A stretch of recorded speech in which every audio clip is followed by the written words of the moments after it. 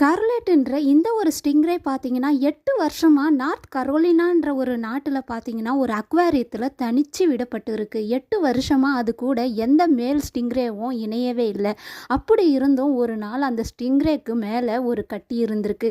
இது சாதாரண கட்டியாக தான் இருக்கும்னு சொல்லிட்டு அந்த அக்வாரியத்தில் இருக்கிறவங்கெல்லாம் நினச்சிட்டு இருக்கும்போது தான் அதை ரிசர்ச் பண்ணி பார்க்கும்போது அந்த ஸ்டிங்ரே ப்ரெக்னெண்ட்டாக இருக்குன்னு கண்டுபிடிச்சிருக்காங்க. அது என்னடா இது ஸ்டிங்ரேக்கு சோதனை, இப்படி கூட இனப்பெருக்கம் ஆக முடியுமான்னு கேட்டால் கண்டிப்பாக ஆக முடியும்னு சயின்டிஸ்ட்டுகள்லாம் சொல்கிறாங்க. ஒரு சில பூச்சிகள், ஊர்வன மற்றும் பார்த்தீங்கன்னா மீன்கள்லாம் பார்த்தீங்கன்னா ஆணோட பெண் இணையாமலே அந்த பெண் முட்டை போடுமா. எப்படா நீங்கள் கேட்குறது எனக்கு புரியுது. இந்த பெண் ஸ்டிங்ரே பார்த்தீங்கன்னா ஆண் ஸ்டிங்ரேவோட ஃபியூஷன் ஆகாமலே அதனுடைய எம்ப்ரியோ உற்பத்தி ஆகிருக்குன்னா அதுக்கு ட்ரிகரிங் செல் டிவிஷன் தாங்க.